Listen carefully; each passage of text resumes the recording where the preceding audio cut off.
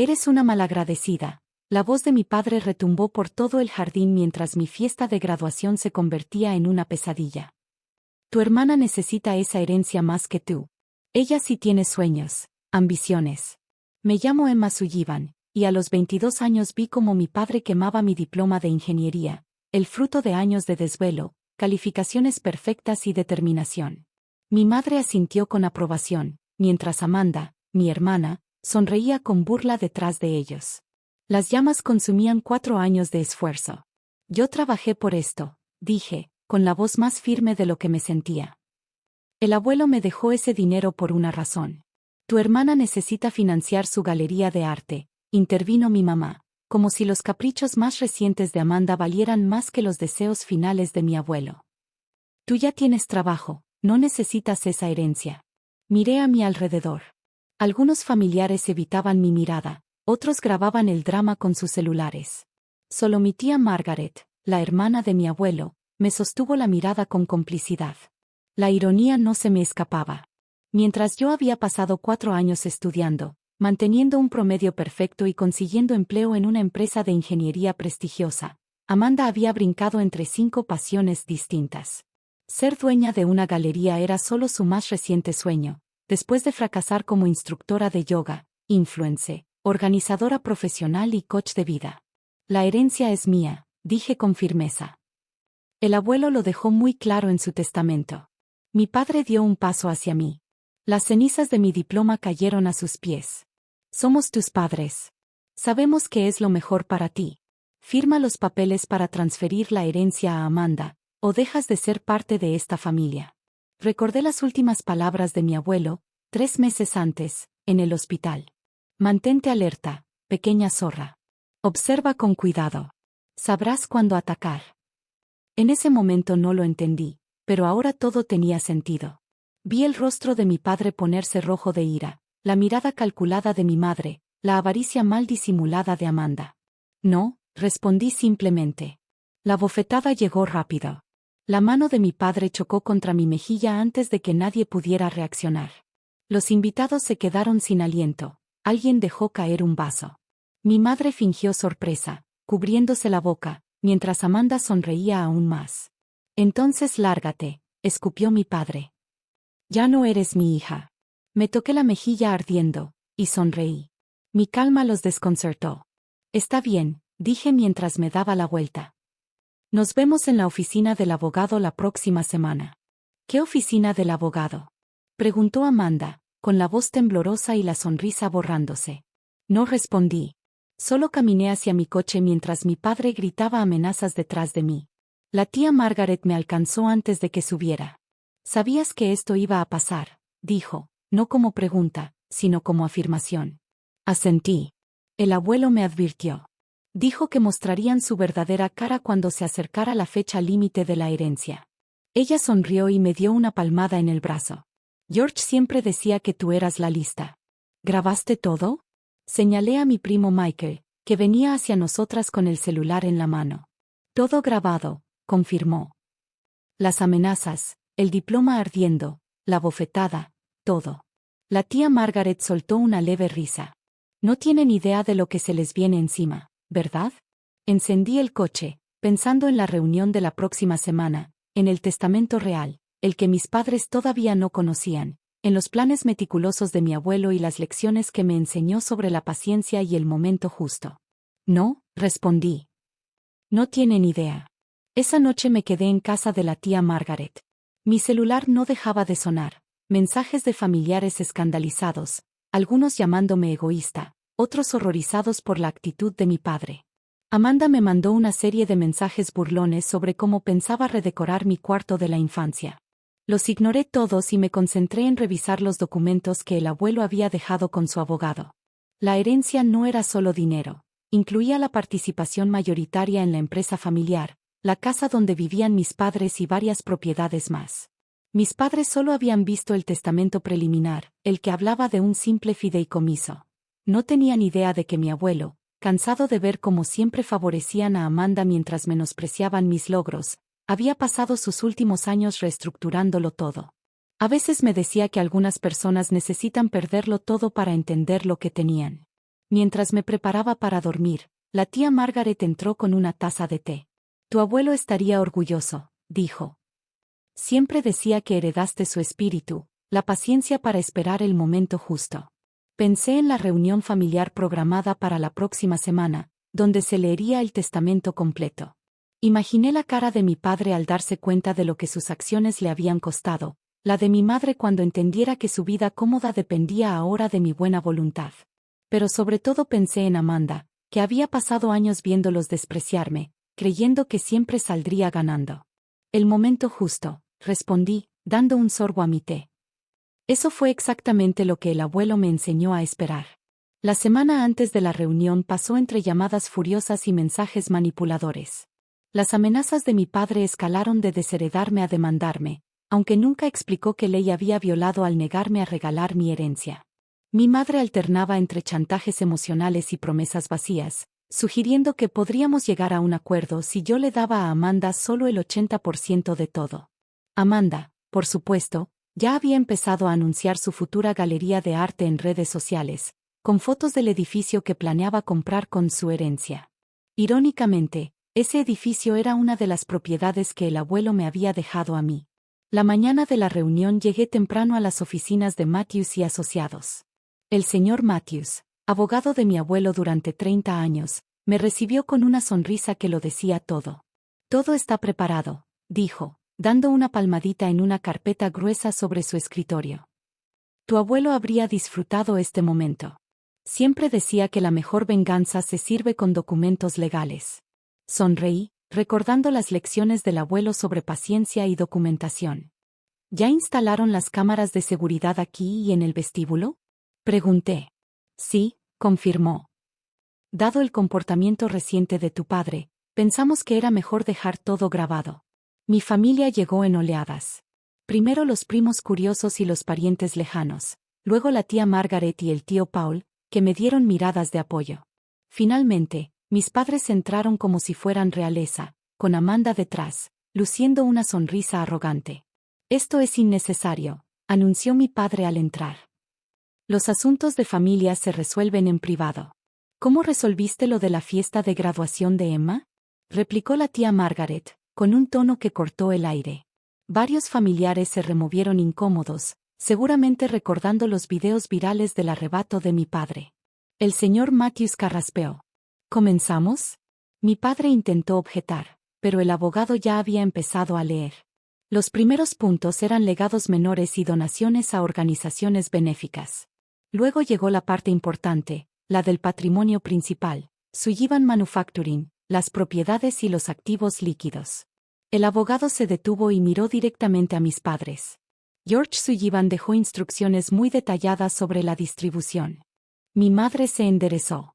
Amanda sacó su celular, lista para presumir su herencia. Mi padre sonreía con confianza. Todo el patrimonio, continuó el abogado, se deja a Emma Sullivan, con condiciones específicas sobre su administración y distribución. La sala quedó en silencio, y luego todo explotó.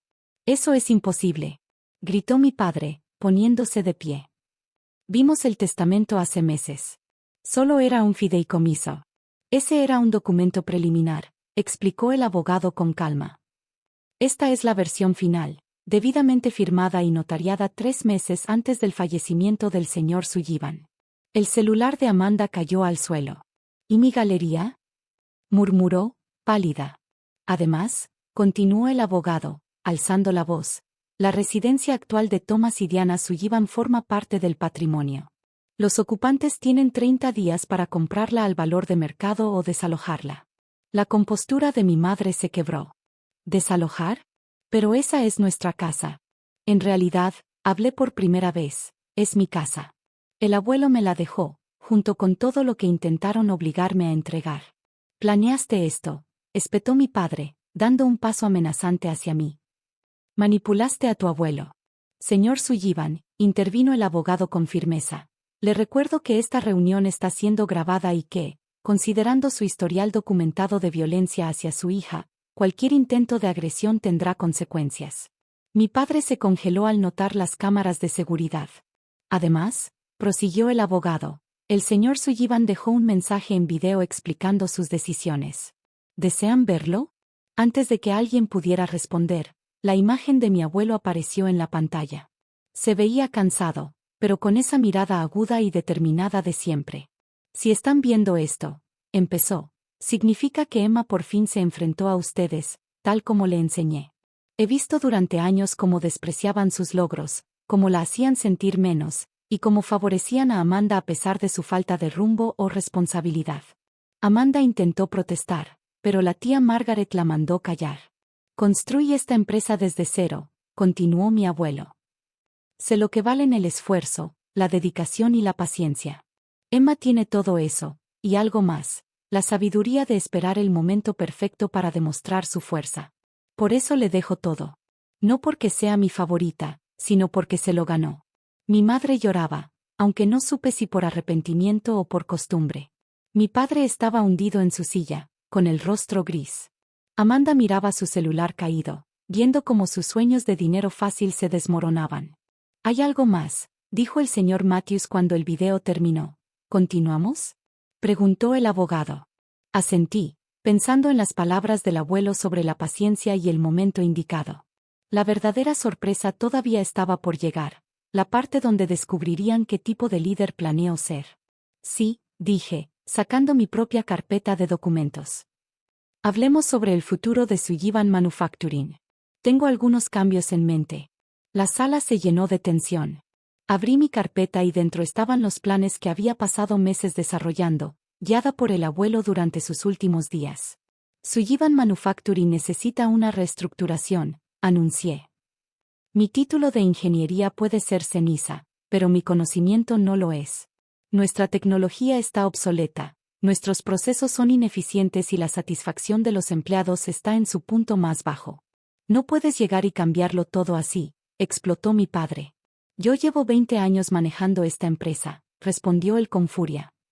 Llevas 20 años llevándola a la ruina, respondí con calma, deslizando reportes trimestrales sobre la mesa. Hemos perdido participación de mercado cada año en los últimos 5 años. La rotación de personal alcanza el 60%. 3 clientes importantes ya avisaron que no renovarán sus contratos. La tía Margaret tomó uno de los reportes, asintiendo despacio. George trató de decírtelo, Thomas. No quisiste escuchar. El primer cambio, continué, será en el Consejo Ejecutivo.